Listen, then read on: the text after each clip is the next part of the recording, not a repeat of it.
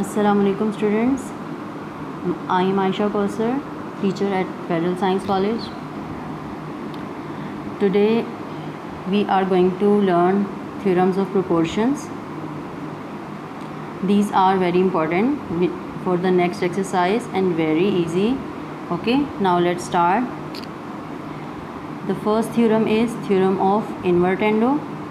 Invertendo comes from the word invert, इसका मतलब है उल्टा करना। ठीक है, अगर आपके पास एक रेशो है A ratio B equal to C ratio D, दो रेशोज़ इक्वल हैं, देन आप क्या कर सकते हैं, प्रॉपर्टी क्या है, B ratio A is equal to D ratio C।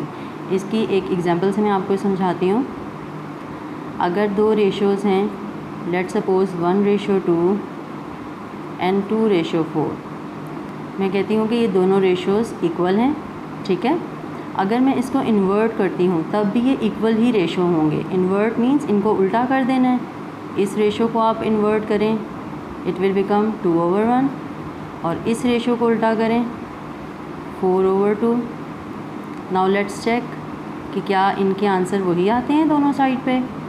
2 divided by 1 we get 2 and 4 divided by 2 we get 2।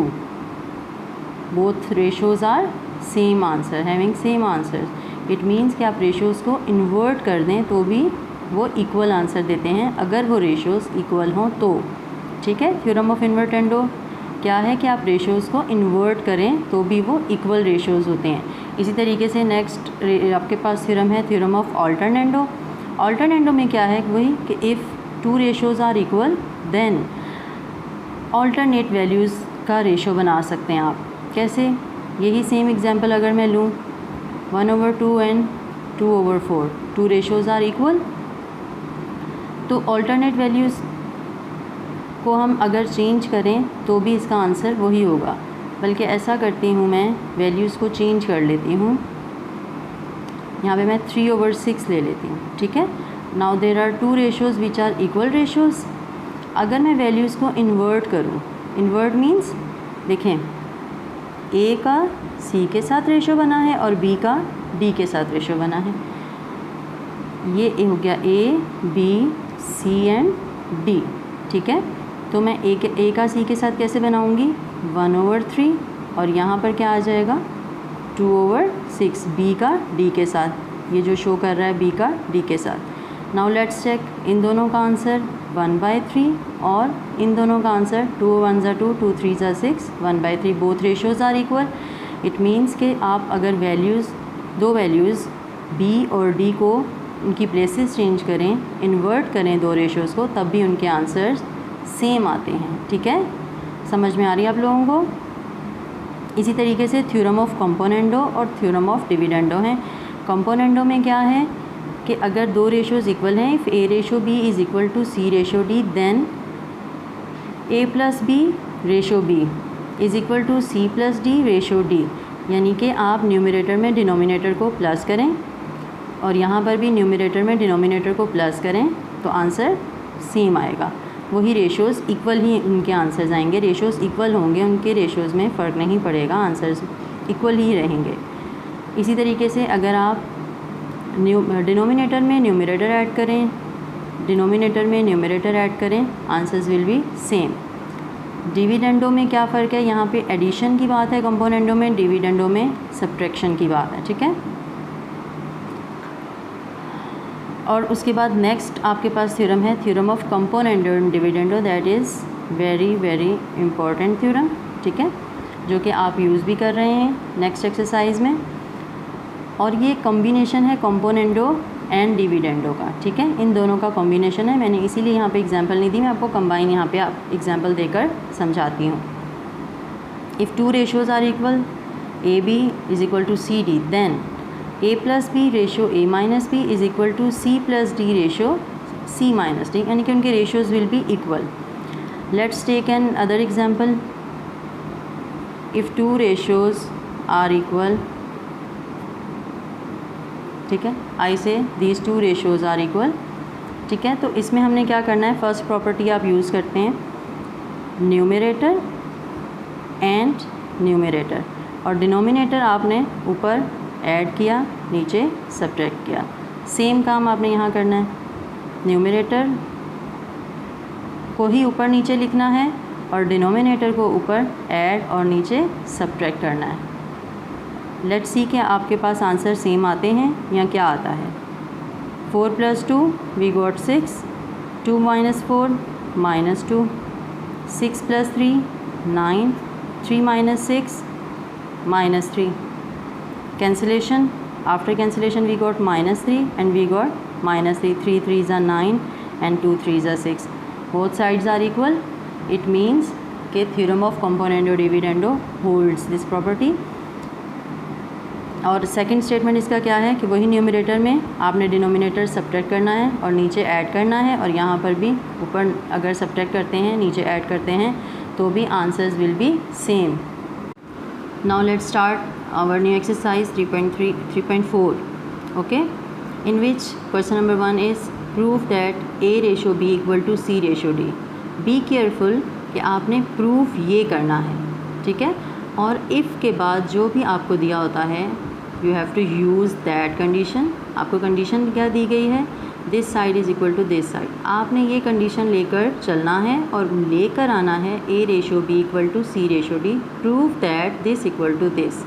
Okay girls, और हम इसे सॉल्व कैसे करेंगे, by using componendo and dividendo theorem.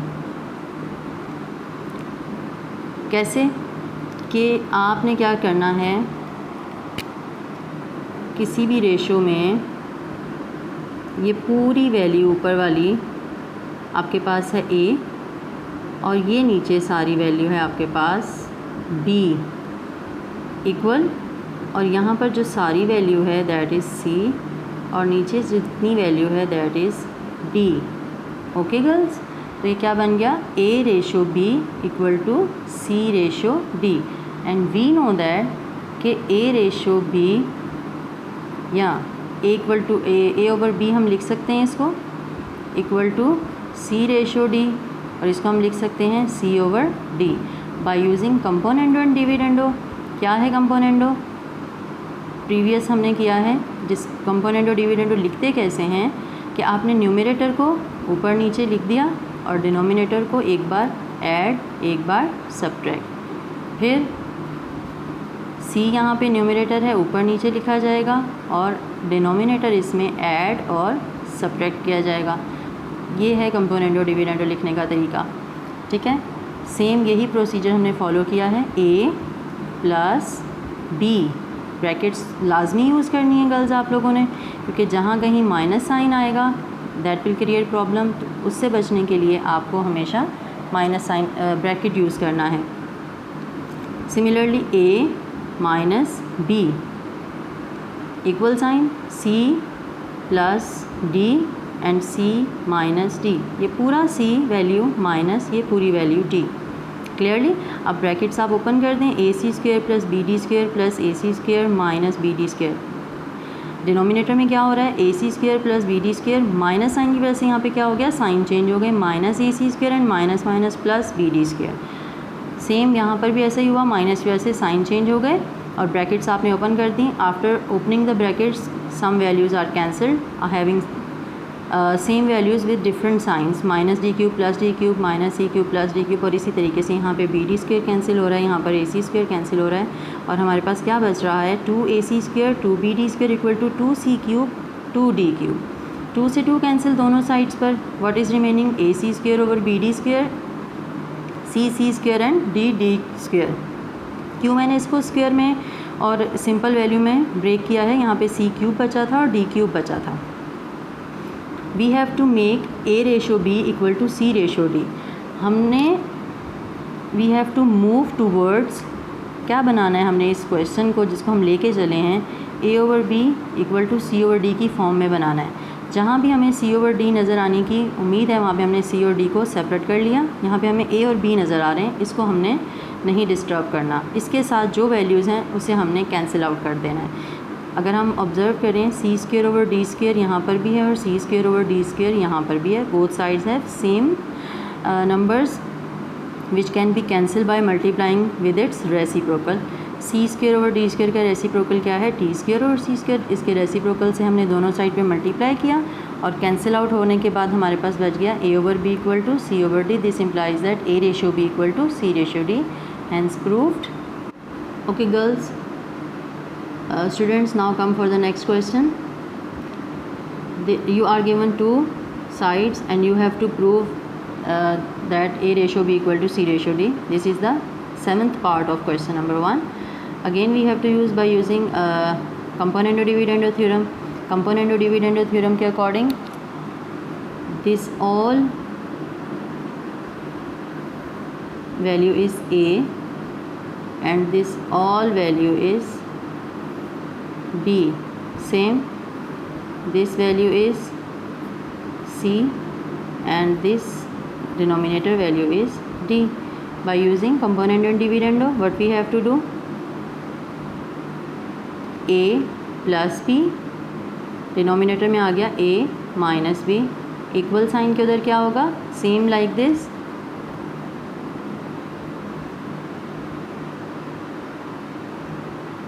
C plus D and C minus D.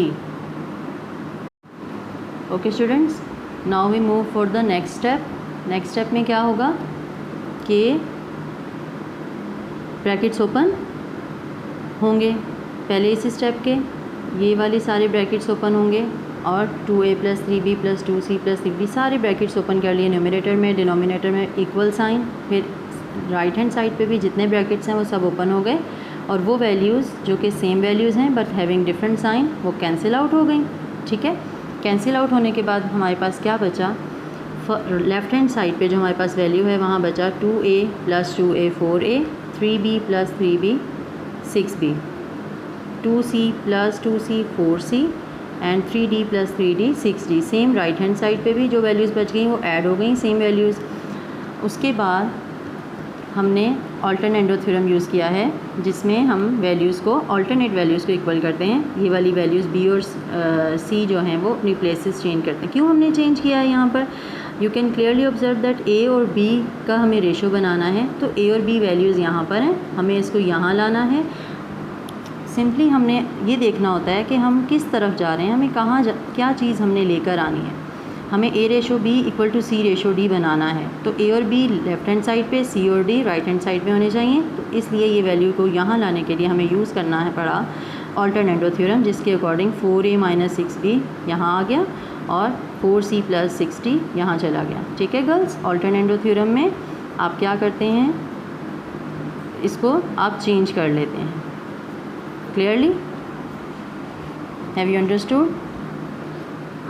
Now again applying componendo and dividendo theorem.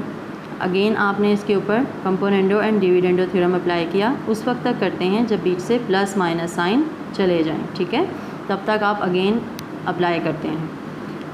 फिर ये पूरी value A और नीचे पूरी वैल्यू को B और इसी तरीके से यहाँ पर C और D को लेके आपने चलना है और इसको रेशोज़ बनाने हैं। Okay girls, after making the ratios A + B, A - B, C + D, C - D, brackets open करने के बाद कुछ वैल्यूज़ कैंसिल आउट हो गई with having different sign. Values cancel out होने के बाद हमारे पास बचा है यहाँ पर 8a/12b, 8c over 12d। आपको a/b, c/d क्लियरली नज़र आ रहा है। What we have to do, 8/12 को हमने यहाँ से गायब करना है, तो कैसे करेंगे, by multiplying the reciprocal of 8/12 both sides. तो रेसिप्रोकल क्या है आपके पास, 12/8, दोनों साइड पे आपने 12/8 से मल्टीप्लाई किया और आपके पास बच गया a/b equal to c/d। So we have prove that A ratio B equal to C ratio D। Girls, इसके आपने क्वेश्चन नंबर 1 के रिमेनिंग पार्ट्स खुद करने हैं और क्वेश्चन नंबर 2 इंशाल्लाह नेक्स्ट लेक्चर में। अल्लाह हाफिज़।